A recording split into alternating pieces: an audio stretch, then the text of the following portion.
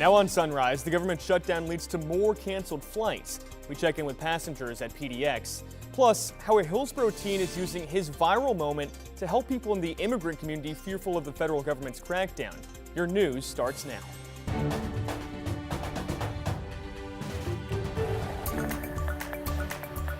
Good morning and thank you for getting up early with us as we kick off your Sunday. It's 6 o'clock. I'm Thomas Schultz alongside Corey Johnson. Corey, nice day yesterday. Hopefully the same today. Exactly. If you enjoyed the weather yesterday, Thomas, you're definitely going to enjoy it today. We have the similar pattern, dry, mild temperatures. Taking a live look outside, this is our Rose City camera. A beautiful cloudy start to the morning. One change you'll notice from yesterday into today is that it will be a little bit more cloudy today as a system makes its way in. But don't worry, we're not going to see really any rain. We might see some light drizzle really late tonight. I'll break that down in just a second. But for the most part, just cloudy throughout much of today with a slight breeze.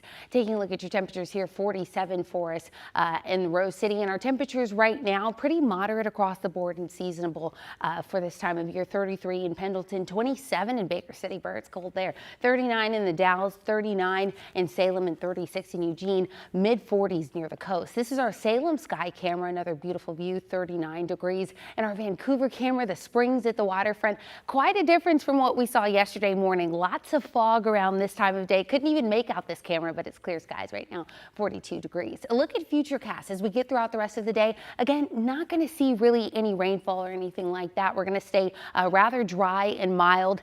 Cloud cover going to increase as we get throughout much of the day. And as we get into very, very late tonight, we may see some drizzle, but that's mainly for portions of Southwest Washington and near the coast. But breaking down your day planner today, 48 this morning, pretty early on, cloudy throughout much of the day. I do think we'll only top out, Thomas, at around 62 is our high today, but I'll break down the rain as we get into the new work week coming up in just a bit. All right, thanks, Corey.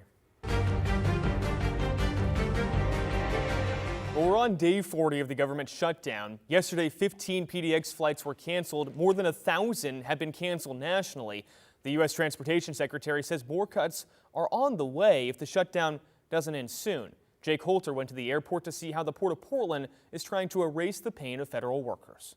2 donation bins are now set up in the new main terminal for folks to donate non-perishables and household essentials to the impacted workers. Well, it's really a shame that it has to get to that point. I think it's a shame that we need them in the first place. Passengers at PDX reacting to the airport's new donation bins for federal workers. Air traffic controllers and TSA agents have now gone nearly a month without pay. I can't even imagine. Most people, I think, in this country are only a paycheck or two away from being homeless ourselves. And then here's people going through a month without pay and still showing up to work. That's a level of dedication and fidelity that you just can't expect, really. And I said we should have brought a card for them. I wonder how we could do that. And she told me, put it in the mail. I said, of course. Yeah. But we didn't know there were donation bins, so that's nice to see that. Oh, yes. Yeah, so when we come back, we could leave something. The donation bins set up by the Port of Portland are located pre-security by the stadium stairs in the new main terminal. Non-perishable foods and household essentials are the items being requested. Cash, clothing, and anything used will not be accepted. This is a hard time to go without.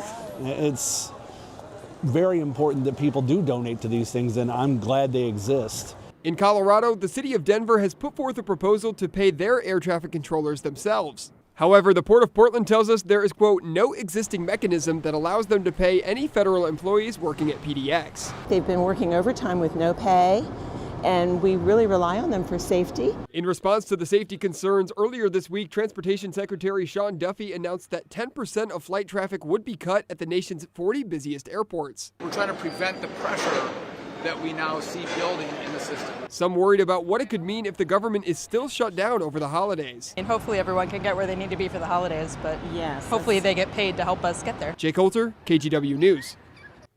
The Senate held a rare Saturday session aimed at finding a way to end the government shutdown.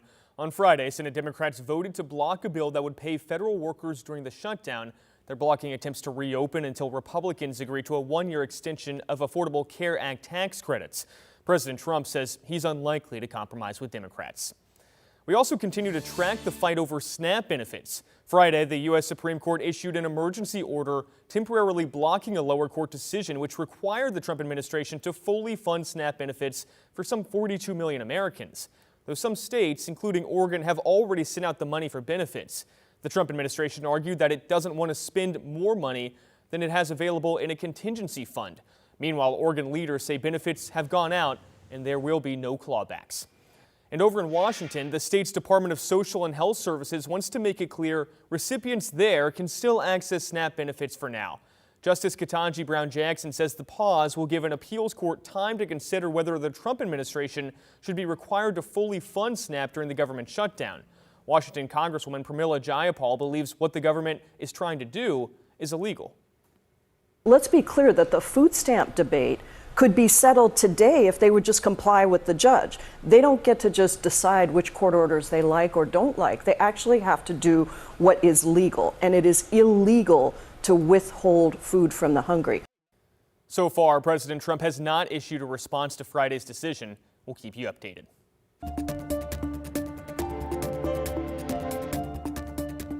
I'm scared for my parents to walk out there. To walk out their house because I might not be able to say goodbye to them if they go to work. That's a Hillsborough teen's passionate plea for help at a city council meeting on Tuesday night, which has reached millions of people on social media and is spurring change. Now, Manny Chavez is using his moment of the spotlight to help families in the community who have been impacted by ICE agents. John Adams has our story. We are getting treated like animals because people judge us by the color of our skin and the way that we talk. That's 14-year-old Manny Chavez addressing Hillsborough City Council on Tuesday. Members of the community spent hours that evening sharing testimony about the impact ICE is having in the area. I'm tired of telling my mom and dad every day after school that, have you seen the new video of ICE pulling someone over because the color of their skin? I'm tired of everything. Manny tells us he didn't even plan to speak that night, but was moved by others that spoke before him. The very next day, I saw it had over like 100,000 views, and then it just kept going on and on from there. Manny's testimony has now been viewed millions of times online.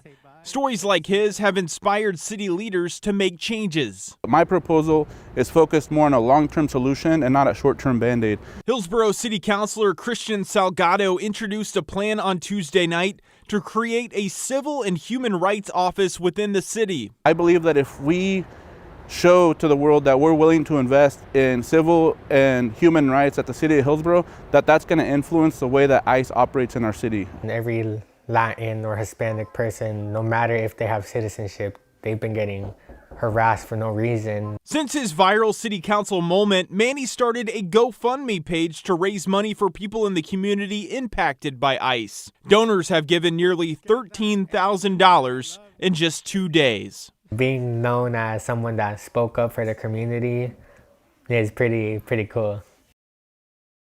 And earlier this week, Washington County Commissioners issued an emergency declaration, freeing up $200,000 to go to organizations helping the immigrants in the community. A Hillsborough grandfather arrested by ICE last month in what his family insists was a case of mistaken identity has now been released. Victor Cruz has a work authorization and a pending visa. His family says he was arrested in mid-October by federal agents looking for another man by the same name who had a criminal history. Congresswoman Suzanne Bonamici, who's pushed for his release, said in a statement Cruz was released on bond following a judge's order. Well, we have a health alert over an outbreak of infant botulism. The FDA says certain lots of By Heart Whole Nutrition infant formula may be infected. More than a dozen cases were reported in 10 states, including one in Oregon and one in Washington. If you see either one of these lot numbers on the bottom of your can, make sure to toss it right away.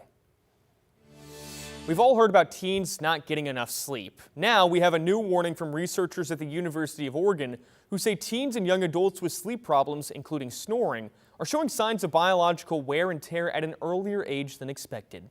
Researchers say signs of stress or dysregulation, known as biomarkers, may reflect a teen's increased risk for anxiety, depression, and hypertension later in life. The study found frequent snoring was common among teens with those biomarkers, and changes in that could put them at risk of sleep apnea. If you notice that your teen is having snoring, loud snoring, or pauses in breathing during sleep, go see a primary care physician who can or a sleep medicine specialist who can do diagnosis and intervention for that.